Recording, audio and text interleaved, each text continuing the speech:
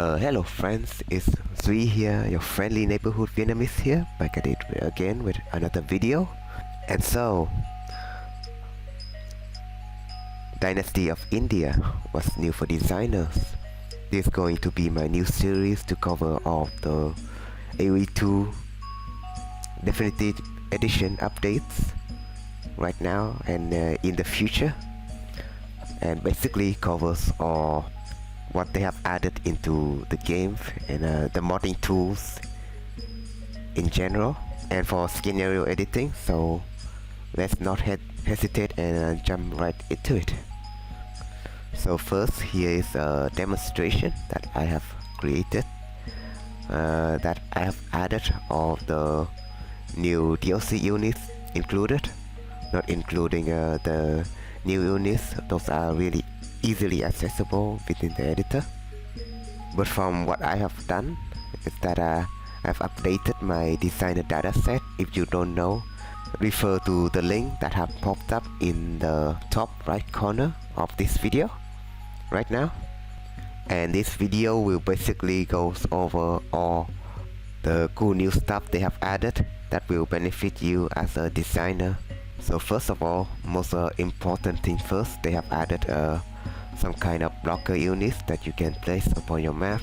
Those will be invisible in the main vanilla dataset, of course, but for the sake of this demonstration, I have added some custom graphics to it, and link to the dataset will be listed in the description below. And this dataset will be really useful as it unlocks all of the hidden units for you to work with. And so to get access to this blocker unit, you just need to go over to others and select the blocker unit. And so basically this unit is only accessible within the player Gaia. It's just 1 by 1 in dimension, and to place it you just need to drag your mouse when you're placing walls, for example. So those are the new blockade units. I do have to go over the train blocker. Those hidden units have been added in older DLCs, but they do not function well as they have 0 hit points, so you need to some kind of special trigger to modify their hit points. But I will go over and show how the blocker works. So these are the boundaries that have been created by the blocker unit, and it's really apparent that not any unit can go through there, so it functions as like an invisible wall as intended. So that would be a really cool thing to add to any of your map if you require some kind of invisible wall in the future. And apart from that, there are also new eye candies for designer to work with, and those are just the Indian theme related. So first you have on the left are the Indian runes, and those comes in variations. You can place it off grid or on grid, whatever. But those come with some walls or some corners and some gates for you to add. And coming up next, we have a Rekha Du Temple, which has a nice 2 by 2 area to it. And next to the thing to the right are all the varieties of the Indian statue props.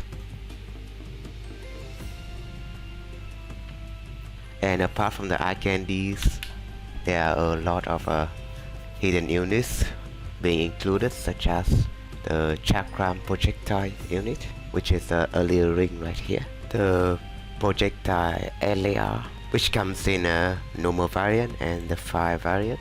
And the projectile THRSD comes in normal and fire variant. 2 new buildings are added, the Myriad of Jam and the Caravanserai. And of course we do have the corpses for the new unit added to the DLCs, which I will go into in a bit. But there are also this Gaia transition building, which is a hidden unit added to the editor. Places like walls, and they are basically units that spawn with ship bonuses. So for example the Gujaras, which has a ship bonuses of starting with 2 forest purchase next to their DLC. So those will be the annexed unit that spawn within their DLC range, and they're basically nothing but that for now as like a resource spawner unit. And with some tricks you can actually assign different dead unit ID to it and replace the forage bush with whatever you want, so you can spawn a lot of things out of thin air. And I did promise to go over the new DLC units which they have added into the game, so let's jump into it.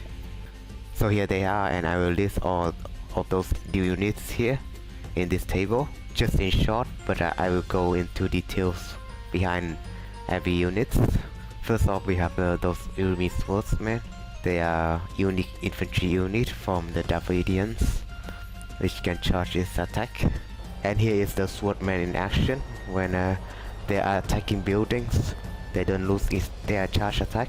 As you can see, their charge bar is still full and they still deal no more damage against building. But when they start attacking non-building units, for example, this VMDL is having 8066 hit points right now, and the swordsman is charged up. A special attack will be shown, and it will deal more damage than we initially thought, which is 8 plus 12 attack, and we just need to wait for a while for it to charge up. And in the triggers now we can modify any units to have this special charge mechanic, and I will go into that in a bit. But let's move on into a different unit, which is the Rata. And this Rata unit has some special mechanic which you can switch between different range and melee mode. As you can see, this Rata is in melee mode now.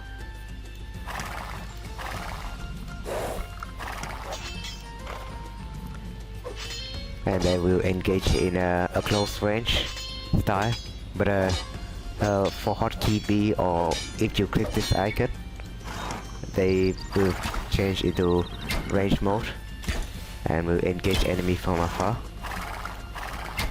even though they only have full range. The devs also mentioned that you can add like a change mode to your unit within the trigger system. So move on, we have the Chakram Thrower, which is an unique unit of the Gurajas. They're strong against infantry and weak against archer and siege, which I guess in a similar fashion they are like the throwing axemen of the Franks, because they deal melee damage from afar.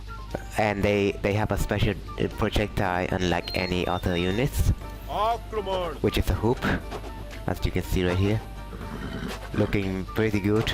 And you can reuse this projectile later for different units because it looks awesome.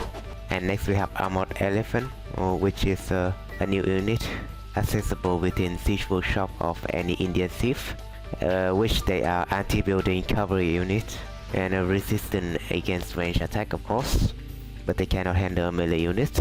And they act as like a siege unit, so they can be converted by monk from distance.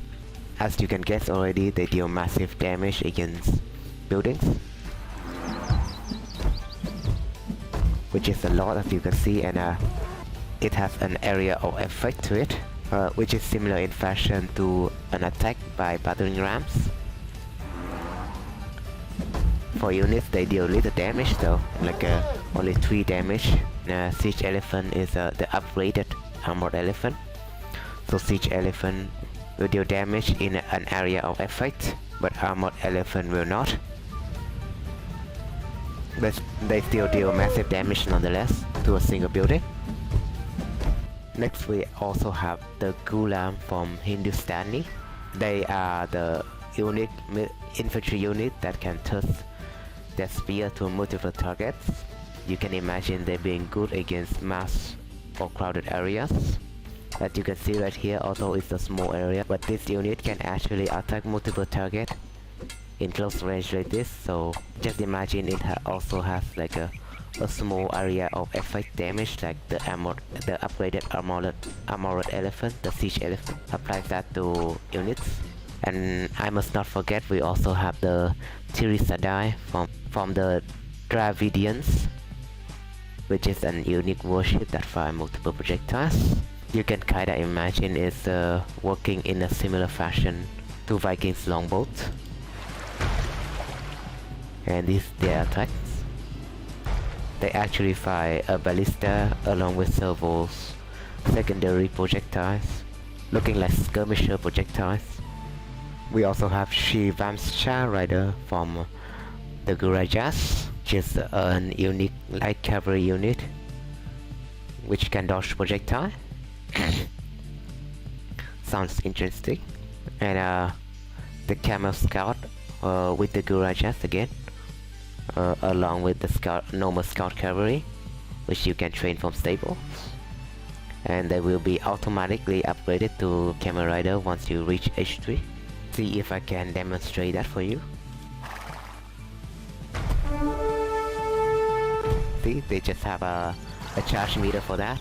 And the unit did successfully dodge the Trish Dadai first attack.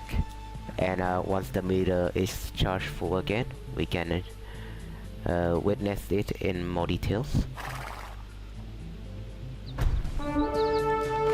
And that is basically how the dodge mechanic works. I can't recall. I couldn't recall to see any special animation according to that ability, but that's pretty neat. Those are basically all the new units, all the new unit mechanics that they have added. And here are all the unique hero units for those who cares. And yeah, so basically that's all the special unit mechanic that they have added, which here you can actually implement many of those state mechanic to any unit using triggers, using the modify attribute triggers. And there are a lot to cover, so maybe that will be a separate videos for now. Don't be shy to experiment yourself with all those newly added stuff. This is me, Zui, and this has been the video. I hope you enjoyed, and stay tuned for the next one.